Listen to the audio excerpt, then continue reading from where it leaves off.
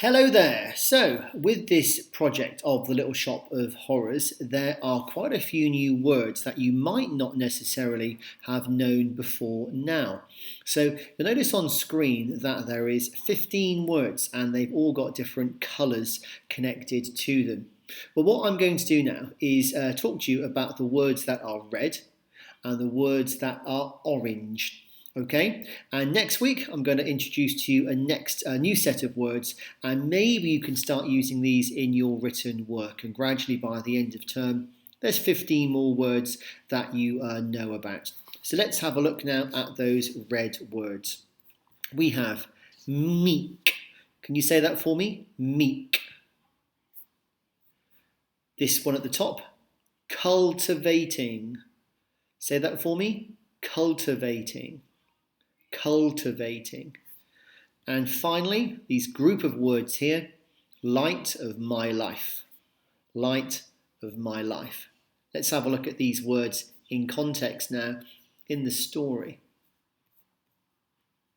So it says here, Seymour is a meek, clumsy employee of Mr. Mushnick. Meek is another word for quiet.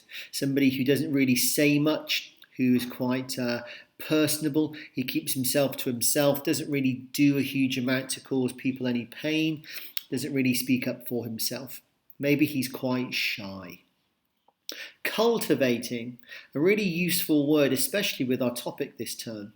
If you cultivate something, so the verb is to cultivate, you look after it.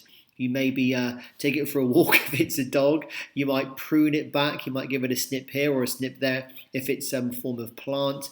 It kind of means to help something grow and get bigger and get stronger. Now, light of his life or light of my life means it's a metaphor, which basically means it's the thing that you really, really like or love in this particular case. The light of somebody's life, the light of my life, is a great metaphor to use if you're trying to show that somebody really, really loves or adores one particular thing. That's meek, cultivating, and light of his life. Now, the next couple of words are these ones here. Vigorously, that's the orange one at the bottom. Vigorously. Say that for me. Vigorously. And the one next to it in orange is wither. Wither. Okay? Now let's have a look at these words in context once again. So, the word vigorously. If you respond vigorously to something, it's an adverb in this particular context. It means you do it with a great level of enthusiasm or a great response. You take something very, very seriously, and for that particular moment in time, you really, really want to do it. All of your effort, everything that's in your being wants to get that particular thing, whatever it is, done. So you're very serious about doing something if you do it vigorously. The other word is wither, here on the very top line of the second paragraph. If something withers, it begins to fall. So if it's a plant, if it begins to wither, its head might start to drop. If it's a leaf that begins to wither, it might be coming to the autumn time and it's time for the leaf to move itself away from the tree by falling off. So if it withers, typically it might be due to it not receiving the right amount of food, of nutrients. That word is wither. Okay? So let's have a look at those words once again. In red we have meek, meaning to be quiet, to be mild, not to say too much, not to want to offend anybody. Cultivating, to manage something, to make it bigger by caring and looking after it over time.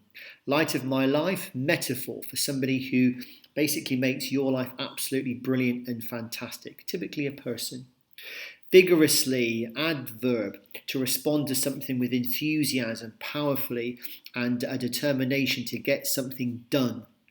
Wither, kind of the opposite to that, whereby you do something and maybe, for example, a plant's head falls because it doesn't have enough water and it can't quite survive, doesn't quite have the strength to work anymore. Okay, good luck. Let's try and see you using those words in your work, kids.